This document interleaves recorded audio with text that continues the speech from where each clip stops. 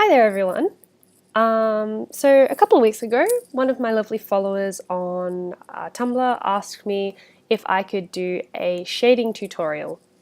And I said sure, because sharing with everyone is great, and I know when I first started out as an artist it was really helpful to see how other people worked and find my own process from that. Just a quick disclaimer, both of these techniques that I use are in no way mine at all.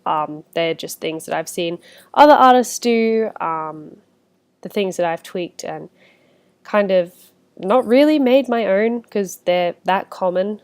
So there's a lot of other resources out there you're able to find. But they're just the way that I find is easiest to shade.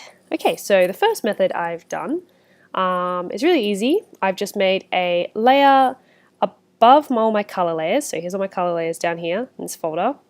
So if I turn that off, I've just made a multiply layer with the checkered box here locked on. To lock that on, you just click onto it.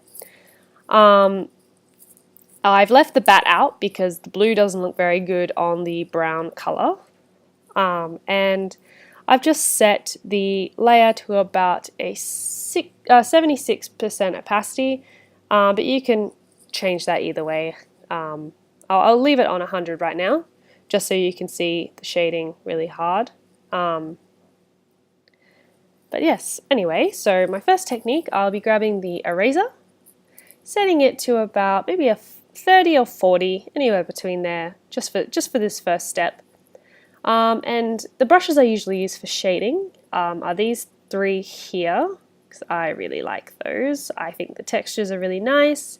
It generally works on everything I do, but sometimes I switch doing this for the parts of the character that are really hardly lit, and then by hardly I mean like a very strong highlight on their face or on their hands and that whatnot. And I usually use these for blending. But for today, I'm going to use this brush here for his shirt. I'm going to leave it about a 15, whatever. It doesn't really matter. It sort of depends on what you like to use.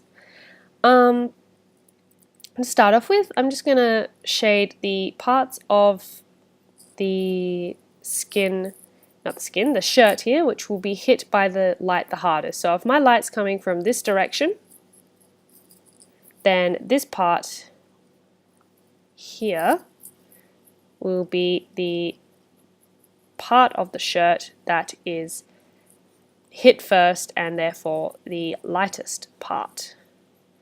See there, that's quite hard. Same with this bit here. Get that very bright. Oh my gosh. Pressing buttons. There we are. That's good. That's very nice.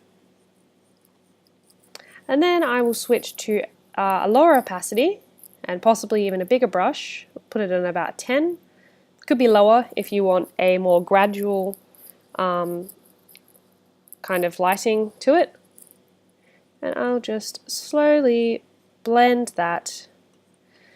And I find, especially on areas that are very hard, like his arms here are quite, the lines are quite hard. They still have a bit of form to them, but if you tend to put a little bit more circular shading like this, just a tiny bit of that, just helps it pop a bit more and gives it a tiny bit more form. So like that, just a bit of texture.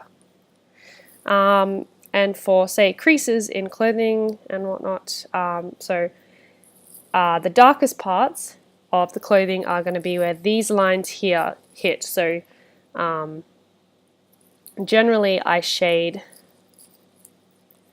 this bit here, the middle bit, as the lightest. And the whole time we're just using the eraser to slowly erase the color overlay that I've put on. See, there we are. That's what it looks like without all the other colors behind it. And that's lovely. The next step that I usually follow with this is I make a layer above that, sometimes with a darker color, sometimes not, or depends on how dark the color I'm using to shade is already, but usually I do use a darker color, and just grabbing the brush this time, not the eraser, same style as using before, a little bit low opacity, and just slowly, make sure it's on a multiply as well, and slowly just adding a bit of dark shading in the corners and around the lines, so like that. See, just gives it this second kind of three-dimensional look to it, which I find can really help when you're trying to really render something nicely. So yeah, let's have a quick look at this. How's it looking? Yeah, that's not too bad for a quick 2-minute job. The second way that I shade is slowly adding shading over the top.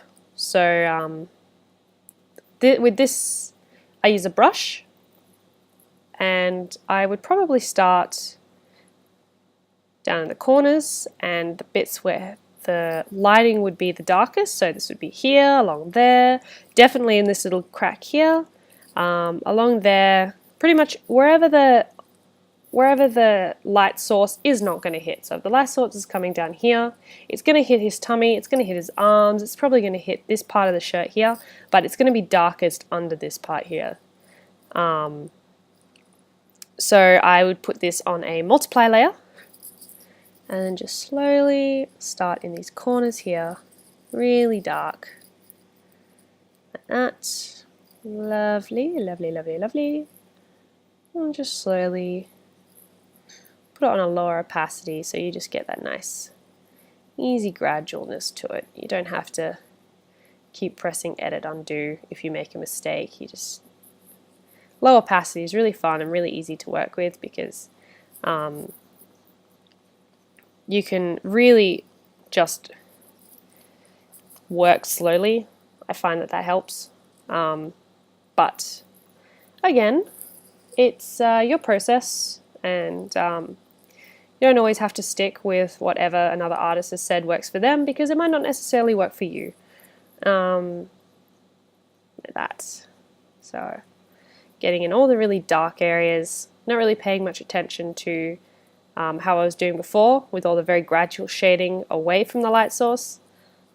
And that. Be very dark in here too. La la la la la la la. Lovely. Dark around there, dark in there. And especially dark, say, under his arm here, like that. There we go.